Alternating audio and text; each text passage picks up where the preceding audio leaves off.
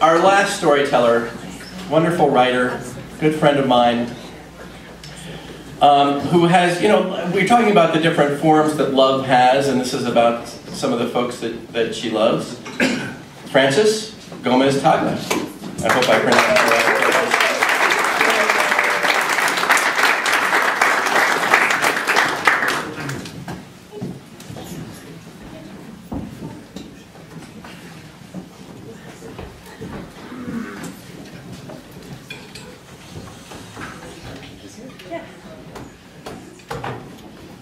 This is different. My story is about being a school counselor, but it's not really about being a school counselor. I love kids, and so it's about why I love my job and why I love kids. And by the way, School Counselors Week, just saying. School Counselors Week, and it's Career Technical Educators Month. So, in case you guys are into like shop teachers or culinary arts teachers and career guidance, but that seems really cheesy.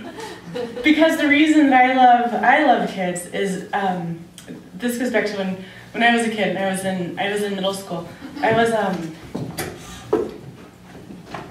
I was in middle school, I spent a lot of time in school suspension. This is a good place. I got in school suspension all of the time. I got in school suspension for tardies. You get in school suspension. I got in school suspension for chasing other students down the hallway, fist primed to pummel the back of their heads. I got in school suspension for ditching classes on a closed campus because you're in junior high and you're in junior high, it's closed campus, you can't leave ever for lunch or anything because you're 12. So I would go to the bathroom and read for merit English because I was always a little bit behind in my reading, and I would read The Stranger or The Metamorphosis. Those were books I read in middle school. And I remember the first lines of those books. So The Stranger begins, Mama died yesterday, or maybe the day before, I don't remember. And The Metamorphosis begins, Gregor Samsa awoke from uneasy dreams to find himself a monstrous vermin. So that's what I was doing when I was ditching class. And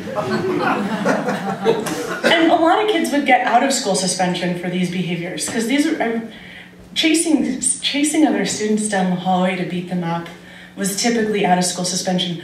But my friend Chris and I, we would always tell the principal that we would say, you can't suspend us outside of school because we'll get beat by our parents if you do that. And we would giggle about this because we were like, we'd always get in school suspension, we called it ISS, and we would giggle because we thought we were tricking them. We thought we were tricking the principal.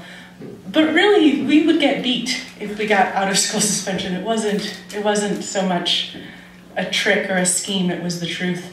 I think the trick was that we thought that we were tricking. My mom would come at me and hit me, and I would hold my arms over my face, and so it was a lot of kind of crazy arm slapping that would happen, and she would yell at me and say, I can't believe you did this, and then she would translate, and with every syllable there would be a smack. So it would be, I can't believe you did this, and then, ¿por qué hiciste eso? In Spanish. It would have been nice if she only spoke one language, I think.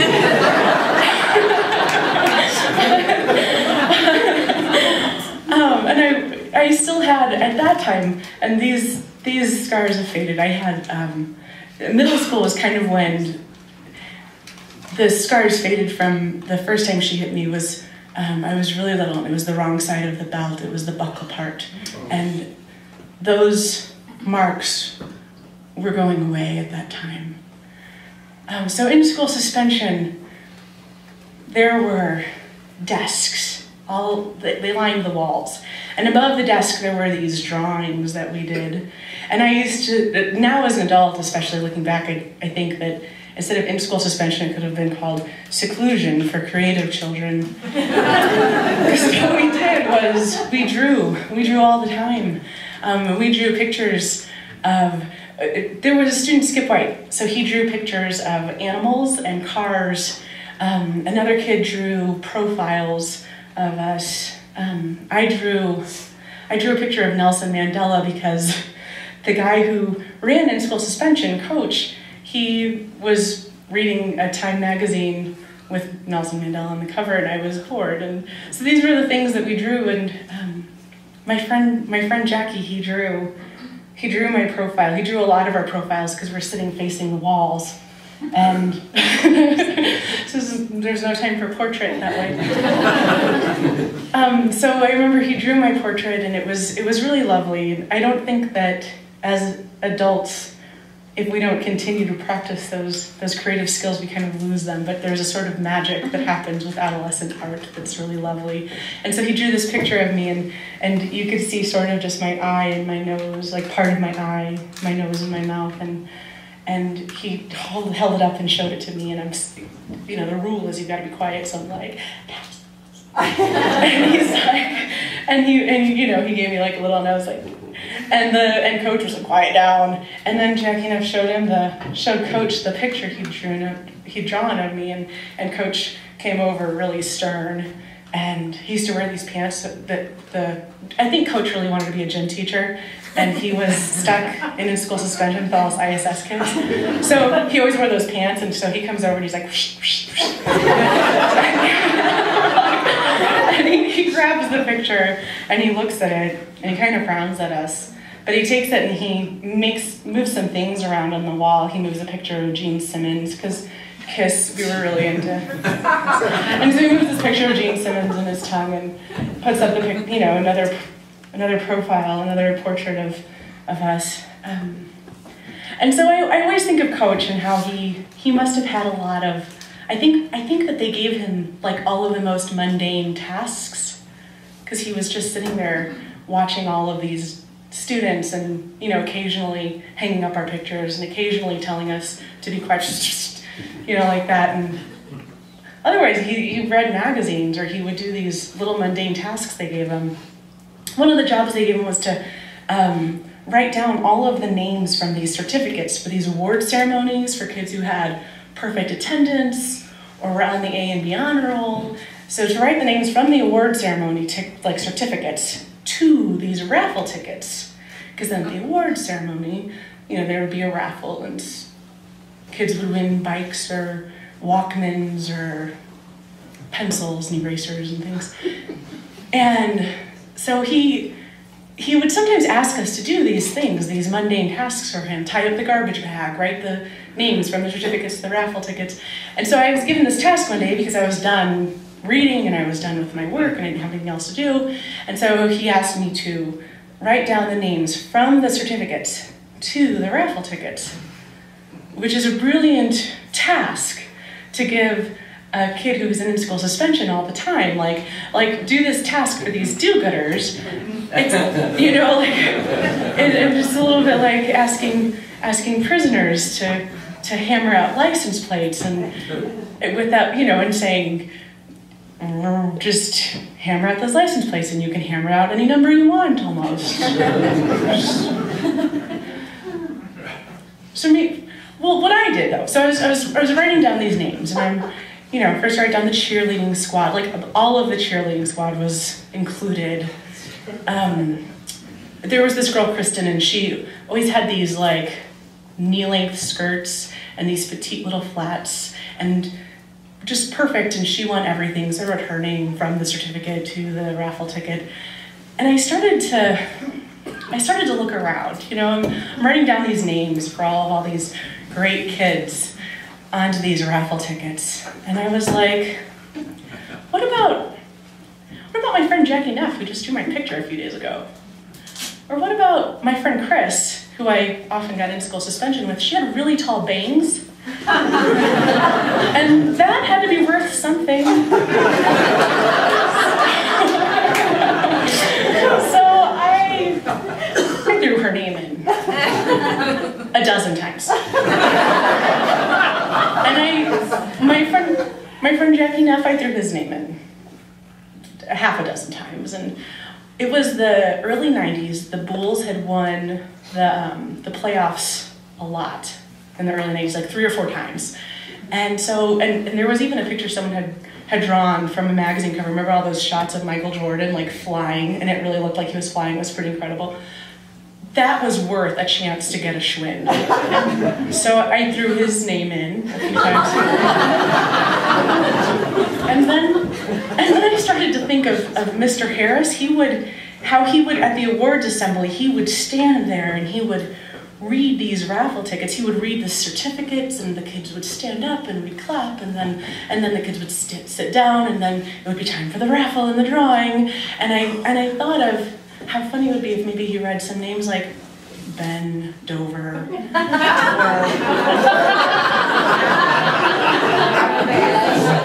or Jack Mehoff, or Mike Hunt. And so I so by the time I was done, I don't think that any kid who actually had perfect attendance or was on the AB honor roll, they didn't have any chance of winning anything at all. Like they didn't have a shot at all of getting any Schwinn bikes or pencil or anything. So it's like a week later, and we're standing, I'm sitting. They let us out, you know, the ISS kids, and we sit on the bleachers, and the regular students, the traditional students, are all sitting sort of to our left in the bleachers, top to bottom, and we're at the second and top and uppermost rows of the bleachers. And Coach was right behind me, but he was really tall, and so I had this sort of polyester-clad knee right behind my head. But Coach's like upper half was way over here, and it's, you know, it's the ceremony time, and everyone's sort of murmuring certificate. And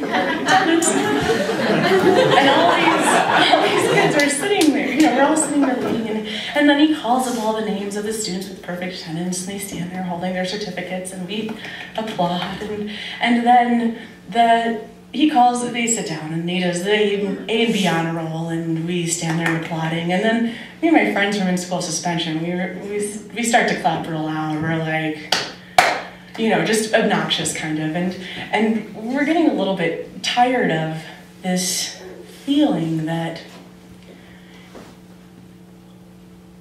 it was sort of, the message that was being sent was that we should be jealous of these kids. Like not only should we clap for them, but we should strive to be these students who, in the early 90s, it was very popular to wear like the year it was on your sweatshirt, and all of these kids had that, and they had like the Z Cavaricis that were popular at the time, and looked perfect. And we were resentful, you know, we were just, it was like we were clapping out of anger at some point in there. And I thought of Gregor Samsa. There's this part in the Metamorphosis where he has to get out of his room, and he's struggling, like he wakes up a cockroach and he has to get out of his room, and he's using his pinchers, and they're sliding all over the doorknob, and he can't get out. And I remembered asking my merit English teacher, it's almost like, I remember telling her, it's almost like he's stuck in that room, like he's stuck in his role, and he's stuck in his role in his family, and he's unable to turn that doorknob. And I thought, the kids that can get out of their roles, the kids who can really shake things up, I was like, that's us. And those kids down there, they're happy in their rooms. They're not even trying to get out. They're in there, and they're feeling good about things, and their rooms are perfect, or seem perfect, and they're pleased, so there's no reason to make any big shifts for them. And so everyone sits down, you know, the A and B honor roll students stand there, they sit down, the A honor roll kids stand there and they sit down, and then it's time for the raffle. The raffle. And Mr. Harris, who's looking very official, and says some lovely words about achievement, and gives like a sharp look to us, you know, we're some of us try and achieve and do great things in school.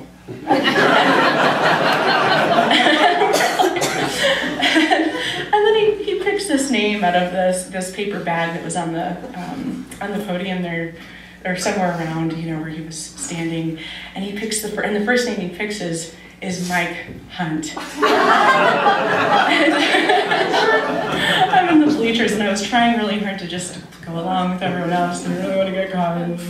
But so he picks this, and everyone's like, he's like, Mike Hunt, and everyone's like, there's only 200 kids in our junior high, so we all kind of knew each other, and we're like, oh. Everyone was like, I don't know what Mike Hunt is. And then he says it again, Mike Hunt. And everyone starts, someone want a pencil, you know what I mean? And then the third time he says it, he's like, Mike Hunt. And at this point, the middle schoolers, there's like some little giggling going on. And I'm really trying hard not to look at the gigglers because I really don't want to get caught, you know. And then he says it again, but he goes, Mike Hunt?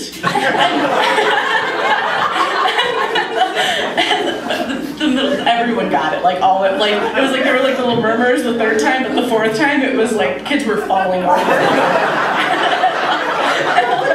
like losing it. And we were all laughing really hard, and he just goes, Mike Hunt!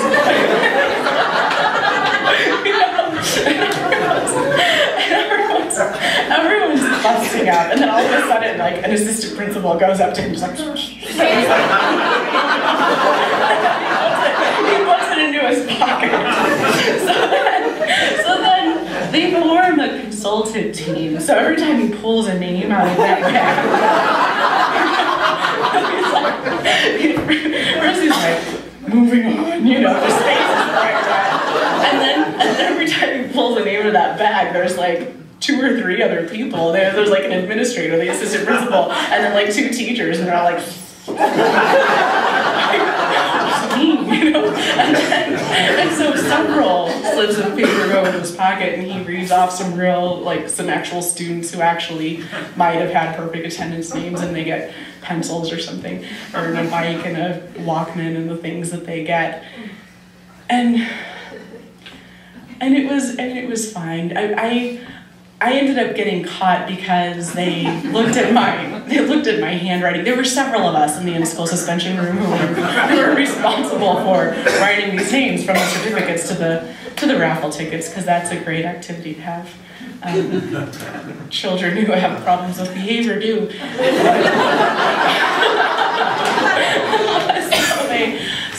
So there were several of us who were in charge of that activity. So the first was like this question of who did it, and Jackie Neff, the kid who drew us, he claimed it was him at first. He like totally owned that. He already lived in school suspension. Like most of us got out a couple times a week except for him. You know, he was the kid who was like always there. But he, I think he claimed it was him. And I knew it even as a 7th grader that it was because it was an excellent prank and he just wanted to own that, but also because I wondered if he had a crush on me. But regardless, they finally, you know, through some serious educational CSI, looking at my handwriting and the handwriting on the certificate, or the handwriting on the raffle tickets with the questionable names, found out it was me. And I spent the rest of 7th grade in school suspension with Jackie Neff, and then 8th grade was sort of similar, and I went on through high school, and you know, just kind of eked by. I barely graduated. I had 2 credits left, and kept trying to take like summer classes after my senior year. Kept trying to take and kept flunking. And not doing well, so I finally just applied to college and just went, and they waived my transcripts. Like, they believed that I just lied, and they were like, just bring it back next semester. So I graduated sort of by bringing my college transcripts to my high school and showing them to my counselor, and she transferred those credits over. And then it was the end of my freshman year as a college student, and I was standing outside of Velasco. And I was smoking a drum cigarette, and I just broken up with my boyfriend. And drum, like loose tobacco, leaves, it gets the loose tobacco gets all over your mouth. And so I was feeling really hardcore and like, you know, like I was like, I better finish this cigarette before I go in to get ham and cheese or something, you know, for my mom. And I was mad about things and smoking intensely and pulling tobacco out of my lips. And I remember seeing Skip White. He was a kid in there with us. He loved to draw animals and cars and sometimes kiss stuff. And I remember smoking and seeing him and being like, oh, what's up? And telling him all about my failed relationship, because that's, I don't know, it was really important to me at the time, and I thought it was also really important to everyone else. So I tell him about this, and I'm like, yeah, I know, things are sucking right now. And he asked me, he told me he just got out of jail, and that he knew a great connection for heroin if I was interested, and it was literally a matter of time. Like, it was about timing, because I was like, I've got a lot on my, I was like, one of my sociology professors has asked me to do some research on some women who smoke crack. So I can't do that, and I've got, you know, this boyfriend thing going on, it's taking up a lot of my time. And it was literally like, my schedule was too full for heroin.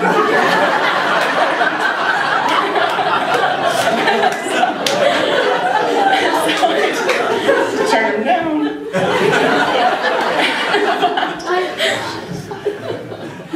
But what was sad to me is that, you know, Skip White ended up in jail because he was one of those, I mean, he got out, you know, obviously because he was able to offer me heroin, but he was a kid who could have turned those doors, you know? He wasn't one of those boring kids that was stuck in those rooms that they were happy with. He was someone who could have shifted things and made things happen. And as an educator, this is the coolest thing, is I get to see a lot of kids who do open those doors. As an in-school suspension, I would much rather hung out with them than the kids in the honors classes whose paths were really well delineated for them. In some ways, I'm still there. I'm still in school suspension, and I'm still, as a school counselor, kind of hanging out with those kids who are able to open those doors, but who are also on those wayward trajectories. They don't have paths. There's so much room for opportunity for them. And I've seen so many do great things. I've worked with homeless kids I worked with one homeless student who got a 32 on his ACT, and it was from Future Self. Some of you might know.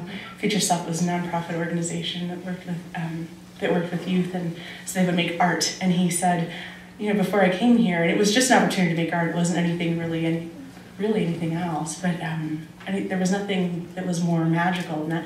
But he said before this, I would just go to class and put my head on my desk every day, but since Future Self, I like try hard, and 32 is an ACT is a really high score.